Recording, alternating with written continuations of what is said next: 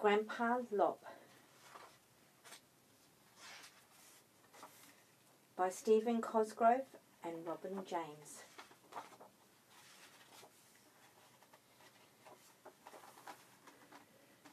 Deep within the forest of dreams lies a gnarled thicket of wood. The branches fold out far above to form a rich green umbrella that protects all the creatures that live there from crystal spring showers of early April and May. The rains fall for an hour, maybe two, and then the sun, with rays like golden ribbons at a country fair, streams through the leaves to the ground below.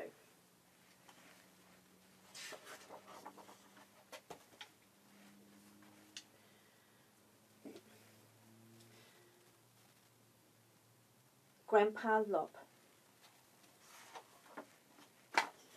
by Stephen Cosgrove and Robin James.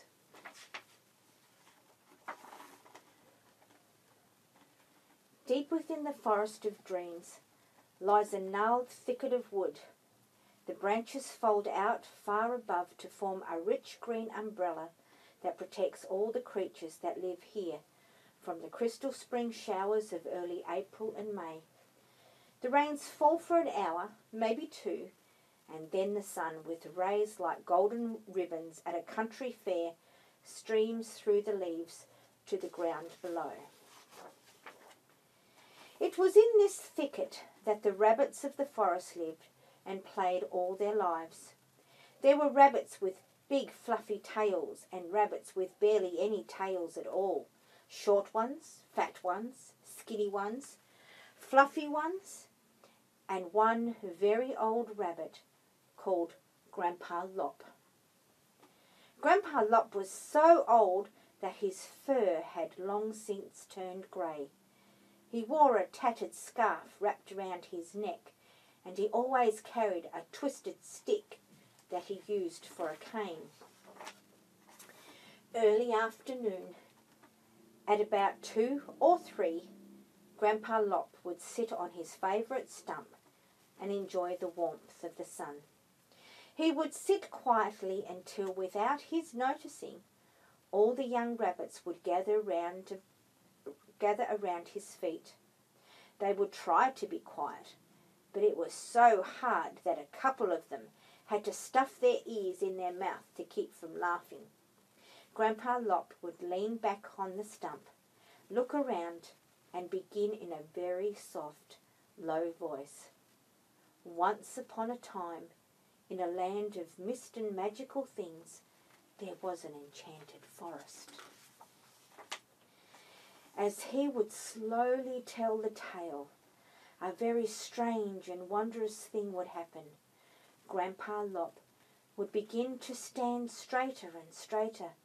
The sunlight would flash from his brown eyes and sparkle throughout the forest, and his fur would glow. The little rabbits would be totally enchanted as he recounted his tale, because suddenly the very old Grampa Lop would become the Wizard of the Wood. Most of the rabbits would get so caught up in the story itself that they wouldn't even notice that he had finished. He would have to say, "Now, little bunnies, it's time you were on your way," and with that they would scamper back to the thicket in the wood. Now the older rabbits were becoming more and more concerned about the little ones. One day, after the little bunnies had disappeared as usual, the older rabbits all gathered together at the thicket. "I wonder where they go," they asked themselves. "Every day they disappear at the same time. I bet they go off and see that old useless rabbit, Grampa Lop," said one. "I just know they're up to no good."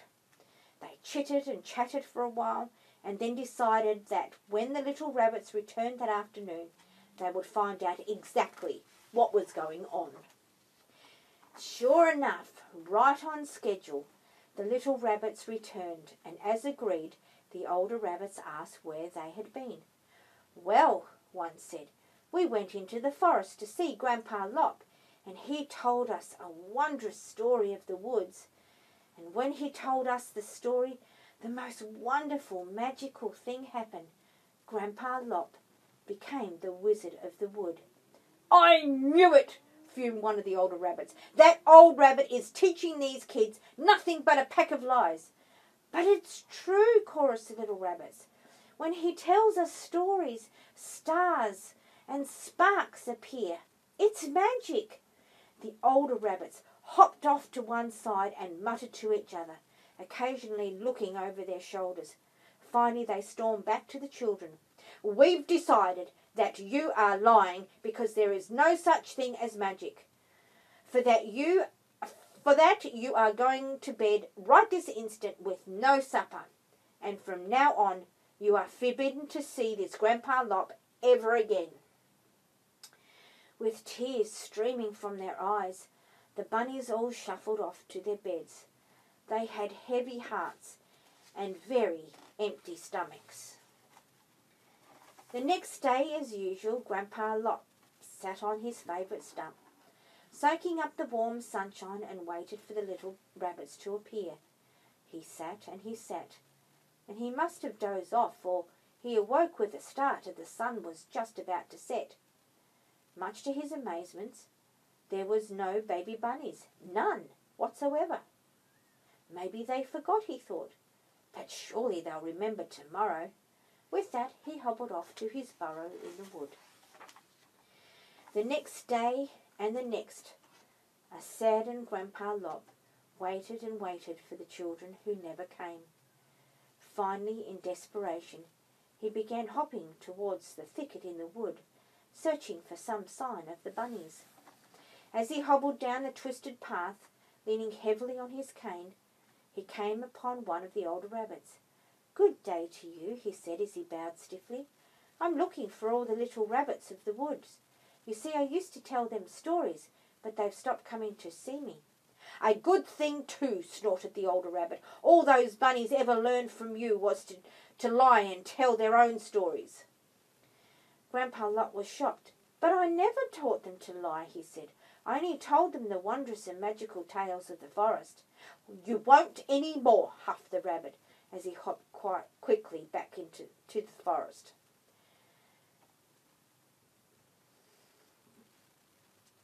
The next day and the next, a saddened Grandpa Lop waited and waited for the children who never came. Finally, in desperation, he began hopping towards the thicket in the wood, searching for some sign of the bunnies.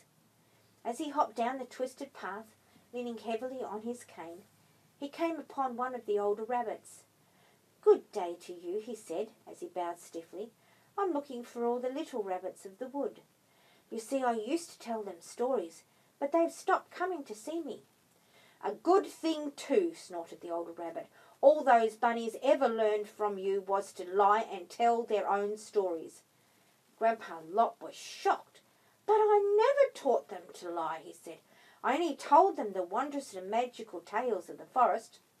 "You won't any more," huffed the rabbit, as he hopped quickly back to the thicket.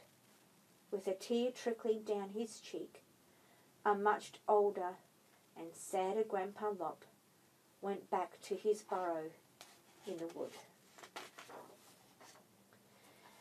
With nothing to occupy his days now, Grandpa Lop wandered aimlessly about the forest. Once or twice he even went to the thicket in the wood, but as soon as he appeared, the older rabbits would herd the little bunnies to the opposite side. "Go away," they shouted. Old rabbits aren't wanted in our thicket." With that, all the rabbits scurried to their burrows. All alone, Grandpa Lop would hop away from the thicket and return to his part of the woods. The baby bunnies did as they were told, but they could never forget the magic of the Wizard of the Wood.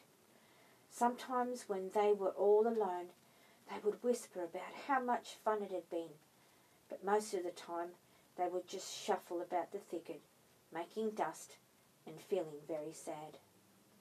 The older rabbits tried to cheer them up, and sometimes they would even tell a story, but it just wasn't the same. It got so bad that the little bunnies began to bicker among themselves. It would start innocently with one bunny bumping another bunny, but it always ended in a tangle of arms, legs and ears as they wrestled on the ground.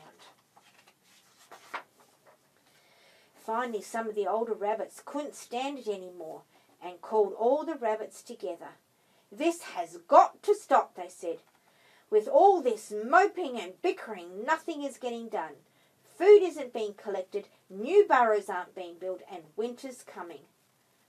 "If we could just hear the magical stories of Grampa Lop," said one of the bunnies, "we wouldn't get into so much trouble." "But there is no such thing as magic," fumed the older rabbits. "You lied about that before." "We didn't lie. We told you the truth, and if you would go with us, we would show you that there really is magic." The older rabbits thought for a moment and then decided, "We will indeed go with you to your Wizard of the Woods, if only to prove that there is no such thing as magic."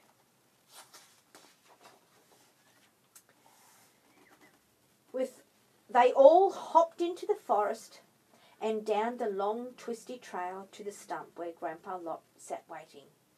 He sat as he had always sat, sunning himself and gazing softly into the sky. The little bunnies quickly sat at his feet, while the older rabbits sat disbelieving on an old rotting log. Grampa Lop leaned back and with a gleam in his eye began in a very soft, low voice. "Once upon a time, in a land of mist and magical things, there was an enchanted forest." The older rabbits looked on in wonder as Grampa Lop began to stand straighter and straighter. The sunlight began to flash from his bright brown eyes as he told the tale. The sparkles of magic began to twinkle in the forest around them. As the story wore on, his fur turned from grey to silver, and he truly became the Wizard of the Wood. All the rabbits, young and old, were totally enchanted as the story came to a beautiful ending. The moment was so beautiful, some of the older rabbits even had tears in their eyes. No one said a word, so afraid were they to break this magical spell, but one by one they rushed to Grampa Lop and hugged him with all the love in their hearts. The older rabbits never apologized for the wrong that they had done the bunnies and Grampa Lop, for everyone knew that sometimes even older rabbits make mistakes too. But every day now, at exactly the same time, all the rabbits hopped from the thicket and rushed to listen to Grampa Lop become the Wizard of the Wood. Listen to the older ones, their golden stories true. Then remember Grampa Lop and the magic he showed you.